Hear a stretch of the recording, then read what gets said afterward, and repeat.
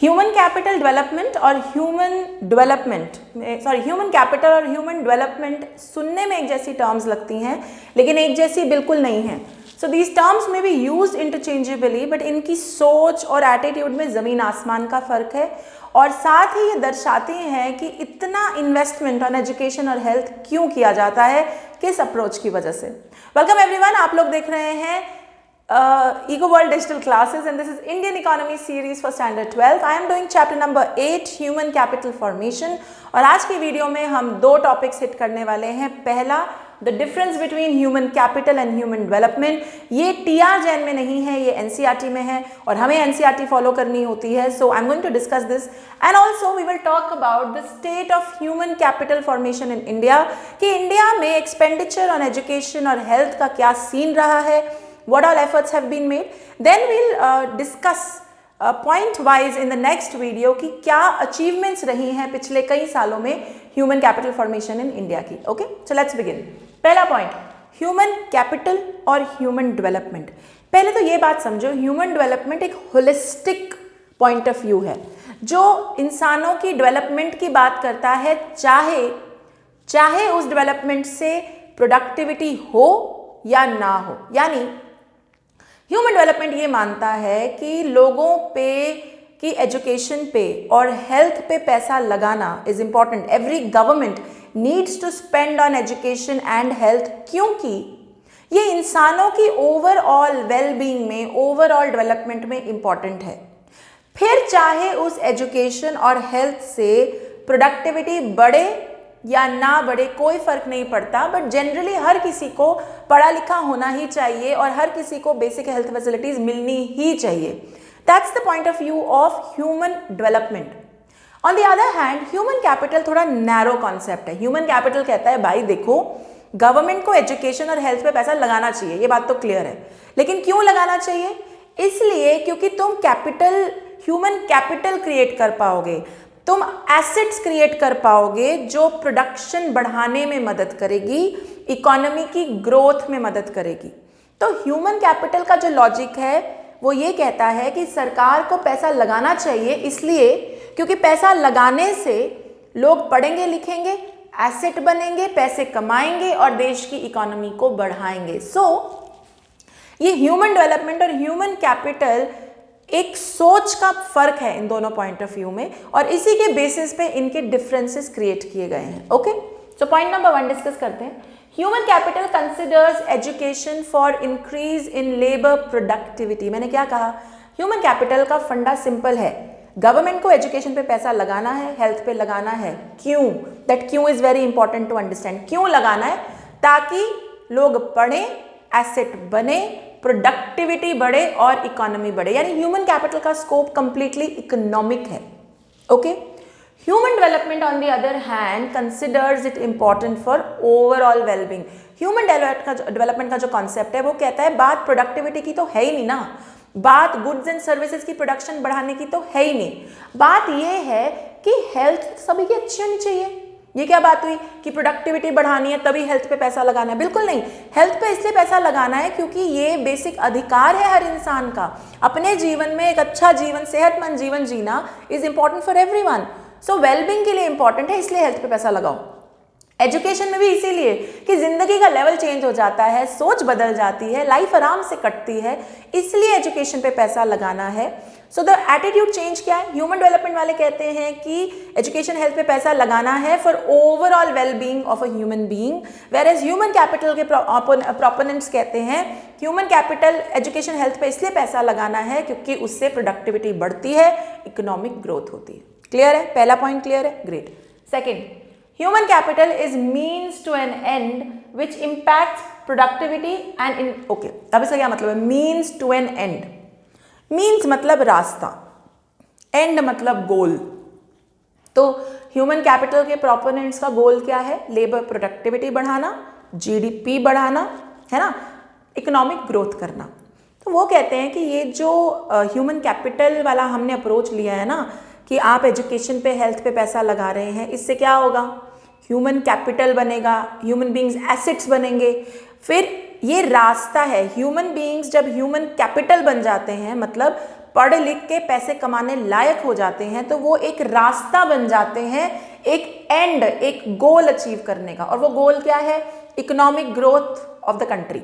ठीक है, तो ह्यूमन कैपिटल वाले बोलते हैं ह्यूमन बीइंग्स का ह्यूमन कैपिटल डेवलप करना एक रास्ता है, यानी एक मीन्स है to achieve an end. The end means the goal, the aim of economic growth.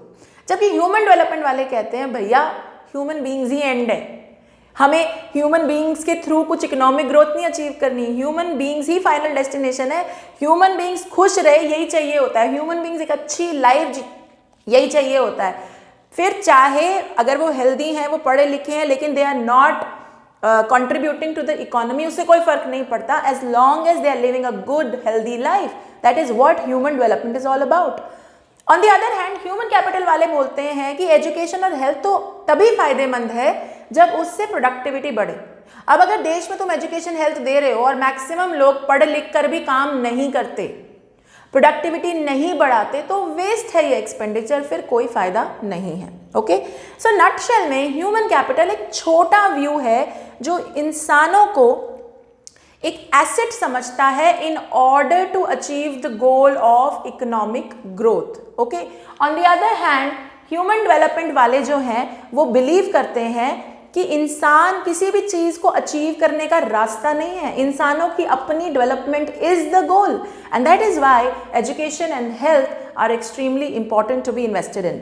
अब डिपेंड करता है कि डिफरेंट गवर्नमेंट्स क्या एटीट्यूड लेती हैं, क्या वो ह्यूमन कैपिटल का रोल प्ले कर रही हैं या ह्यूमन कैपिटल के अप्रोच से एजुकेशन और हेल्थ में पैसा लगा रही हैं, या वो ह्यूमन डेवलपमेंट के अप्रोच से हेल्थ और एजुकेशन में पैसा लगा रही हैं। ये डिपेंड करता है डिफरेंट गवर्नमेंट्स के अपने माइंडसेट पे। Okay, I hope the first topic is clear और इन दोनों के बीच का डिफरेंस क्लियर है। अगर ये आपको डिफरेंस लिखने को आता है तो ये 3 पॉइंट्स हैं, आप टैबुलर फॉर्म में इन्हीं तीनों पॉइंट्स को एक्सप्लेन कर देंगे। ओके, ग्रेट, ऑलराइट, आगे बढ़ते हैं। अगला टॉपिक है आज की वीडियो में state of human capital formation in India, कि इंडिया में क्या हालात हैं हेल्थ के और एजुकेशन के।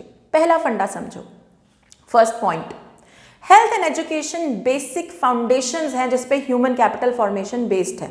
एजुकेशन तो ऑब्वियस समझते हो, पढ़े लिखे बगैर कौन सा एसेट बनता है, कौन से पैसे कमाए जाते हैं, और हेल्थ उससे भी ज़्यादा ज़रूरी, क्योंकि अगर तुम ठीक से पैदा ही नहीं हुए, 18 साल तक तुम्हारी if you are not healthy, how will you work, आप कैसे ठीक रहेंगे।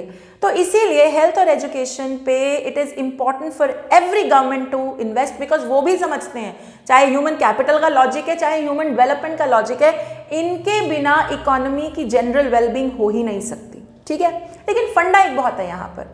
अब हमारे देश को देखो, हमारे देश में एजुकेशन और हेल्थ की ज़रूरतों को देखो, और फिर सोचो कि हेल्थ और एजुकेशन पे पैसा लगाने का क्या मतलब है।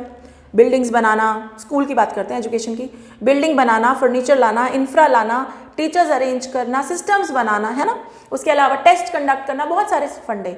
हेल्थ में सोचो, हॉस्पिटल बनाना, उसका सारा सिस्टम क्रिएट करना, नर्सेज डॉक्टर्स एम्प्लॉय करना, खूब खर्चा होता है, ह्यूज कॉस्ट आर इन्वॉल्व, ये बहुत कैपिटल इंटेंसिव वो है। ऑब्वियसली क्योंकि ह्यूज कॉस्ट इन्वॉल्व हैं तो ये इरिवर्सिबल डिसीजन है, मतलब इस पे पैसा लगा के तुम खींच नहीं सकते, और पैसा लगा के प्रॉफिट पता नहीं कितने टाइम में आए। तो ये ऐसा सेक्टर नहीं है जहां तुमने बोला हाँ मैंने इतना लगाया मेरे को इतना मिलेगा, दैट्स नॉट द केस। इसीलिए इस सेक्टर में गवर्नमेंट का involvement, government intervention is extremely important, there is need for government intervention इसी चक्कर में, क्योंकि इधर बहुत पैसा लगता है और इसके बिना कोई इकोनॉमी थ्राइव नहीं कर सकती। तो सरकार को इंटरवीन करना, सरकार को इन्वेस्टमेंट करना इंपॉर्टेंट है। हाँ, अब सवाल उठता है कि प्राइवेट सेक्टर क्यों आया है बीच में। For the obvious reason, health किसको नहीं चाहिए, एजुकेशन किसको नहीं चाहिए, और हम में से कई लोग कुछ भी दे सकते हैं हेल्थ और एजुकेशन पाने के लिए, यानी प्रॉफिट का स्कोप है इसमें। उस प्रॉफिट को देखते हुए प्राइवेट सेक्टर भी एंटर कर जाता है। So now if you look at India, there are private institutions giving you education and health, and there are public institutions giving you education and health. Private क्यों है? Profit point of view से। Public क्यों है? क्योंकि अगर सरकारी नहीं होगा तो बाकी जो तबका है जो प्राइवेट को अफोर्ड नहीं कर सकता वो कहाँ जाएगा। तो सरकार को इंटरवीन इसलिए करना है क्योंकि बहुत इन्वेस्टमेंट की ज़रूरत है और इसके बिना इकोनॉमी थ्राइव नहीं करेगी। और ये सोशली बहुत इंपॉर्टेंट है प्राइवेट सेक्टर है बीच में लेकिन अपने प्रॉफिट के लिए है, तो एक्सप्लॉयटेशन का बहुत स्कोप है, इसीलिए सरकार को इंटरवीन करना जरूरी है और सरकार ने इंटरवीन भी किया है। That is why in our country you can see there are many government schools, there are model schools, right, there are सरकारी अस्पताल बहुत है। इनफैक्ट इंडिया के जो बेस्ट हॉस्पिटल्स हैं, AIIMS, PGI, they're all government. क्यों है, क्यों कर रहे हैं इतनी इन्वेस्टमेंट, हर जगह स्कूल क्यों बनवा रहे हैं? क्योंकि यार हर कोई ना प्राइवेट सेक्टर में नहीं जा सकता, एक्सप्लॉयटेशन का सीन होता है, ठीक है। अब एक और प्रॉब्लम है, प्राइवेट सेक्टर एक्सप्लॉयटेशन कैसे करता है? कंज्यूमर्स को, तुमको और मुझको सारी डिटेल नहीं है, we don't have entire information. मुझको नहीं पता कि जो दवाई प्राइवेट सेक्टर वाला मुझे 2500 की बेच रहा है उसका रियल वैल्यू क्या है, आई डोंट नो इट। अगर मुझे डॉक्टर कहता है कि ये इंजेक्शन लगाना है तो लगाना है, अगर मेरी स्कूल की टीचर बोलती है ये वाली किताब खरीदनी है तो खरीदनी है, और मुझे उसका एग्जैक्ट वैल्यू पता नहीं है। इस चक्कर में प्राइवेट सेक्टर हमें एक्सप्लॉइट कर सकता है। अब कोरोना के टाइम में तो my God, a lot of private sector hospitals are charging 80 to 90,000 per day. Who can afford that kind of money? और अगर आप अफोर्ड कर भी सकते हैं तो कितनी जनता देश की इतना पैसा अफोर्ड कर सकती है? नहीं ना। तो एक्सप्लॉयटेशन के चांसेस हाई होने की वजह से गवर्नमेंट को इंटरवीन करना जरूरी है। ये सोशली रेलेवेंट सेक्टर है तो गवर्नमेंट को इंटरवीन करना जरूरी है। यहाँ पैसे बहुत लगते हैं, इरिवर्सिबल डिसीजन है तो गवर्नमेंट को इंटरवीन करना जरूरी है। और प्राइवेट सेक्टर होगा, बिल्कुल होगा, है, क्योंकि ये बहुत प्रॉफिटेबल भी है, क्योंकि हर किसी को चाहिए और यहाँ स्कोप फॉर अर्निंग बहुत स्ट्रांग है, इसीलिए प्राइवेट सेक्टर भी होगा, लेकिन government needs to intervene as well. अब गवर्नमेंट कैसे इंटरवीन करती है? गवर्नमेंट ऑल्सो इंश्योर्स कि एजुकेशन में, हेल्थ में स्टैंडर्ड्स मेंटेन हो, वो स्टैंडर्ड सरकार सेट करती है। मोनोपोली ना बने, एक बंदे का ही राज ना हो, वो स्टैंडर्ड सरकार सेट करती है। ऑल्सो इसीलिए गवर्नमेंट ने ऐसी एजेंसीज बनाई हैं जैसे UGC, AICTE, ICMR। ये क्या हैं? ये गवर्निंग बॉडीज हैं एजुकेशन और हेल्थ की, जो ये इंश्योर करती हैं कि चलो तुम प्राइवेट इंस्टीट्यूशन हो, हमें पता है तुम पैसे कमाने के लिए बैठे हो, कोई बात नहीं, लेकिन लोगों के साथ खिलवाड़ नहीं करना, ये जो बेसिक फंडे हैं, ये जो बेसिक स्टैंडर्ड्स हैं, इनको मेंटेन करना है, उसकी रेगुलेशन हम करेंगे। अब सरकार की इंटरवेंशन जरूरी है। And finally super speciality hospitals, बहुत अच्छी तगड़ी हेल्थ फैसिलिटीज, एजुकेशन गरीब लोग नहीं अफोर्ड कर सकते, इसीलिए गवर्नमेंट इंटरवीन करके has brought in something like a Ayushman Bharat scheme. Ayushman Bharat scheme क्या स्कीम है कि 5 लाख तक का मेडिकल खर्चा, अगर आप गरीब हैं, एक पर्टिकुलर कट ऑफ है वहां पे, 5 लाख तक का खर्चा in any hospital of the country, not only public, in private hospitals also, 5 lakh तक का medical expense will be borne by the government, यानी सरकार आपका वो खर्चा करेगी, आपको 1 रुपया देने की जरूरत नहीं है। पहले ये एक्सटेंड किया गया BPL फैमिलीज को। Can you believe it guys? BPL families जो 4 दिन में एक टाइम खाना खा रही हैं, उन्हें 5 लाख का मेडिकल कवर। तुमको कैंसर हुआ है, किसी को कैंसर हुआ है, कोई बहुत बड़ी ट्रीटमेंट करनी है, ऐसे ही मर जाते थे। अब तुम किसी हॉस्पिटल जाओ, बड़े से बड़े, 5 लाख तक का मेडिकल कवर तुम्हें है, यू आर अलाउड। ये इन्वेस्टमेंट कौन कर रहा है? गवर्नमेंट। क्यों कर रहा है? क्योंकि दे अंडरस्टैंड कि BPL फैमिली तो खाना भी नहीं खा पाती, एजुकेशन हेल्थ तो बहुत दूर की बात है। Okay, so overall the state of human capital formation in India has been that government it's very important for the government to keep on intervening. Point number 1, because of huge costs. Point number 2, because of irreversibility of decisions. Point number 3, to stop monopoly and exploitation of private sector. Point number 4, to ensure social relevance, गरीब लोग भी, उनको भी कुछ फायदा मिल सके इसलिए। And point number 5, to ensure standards of these private institutions, इसलिए सरकार का इंटरवीन करना जरूरी है। अब अभी तक स्टेट ये है, लेकिन ऑब्वियसली ह्यूमन कैपिटल फॉर्मेशन की बहुत अचीवमेंट्स रही हैं, पिछले कुछ सालों में बहुत कुछ अचीव किया गया है, वो हम डिटेल में पढ़ेंगे अगली वीडियो में। ओके, अगर I hope now the 2 topics that we have done today is human capital and human development, ये समझ में आ गया, और state of human capital formation in India, या सरकार को इंटरवीन करने की क्यों जरूरत है, what is the need for government intervention in health and education, आपको क्लियर हो गया है। अगली वीडियो में करेंगे growth and achievements of human capital formation in India so far. Okay, if you are watching on YouTube, don't forget to like, share, subscribe and comment. Till then, take care, bye bye.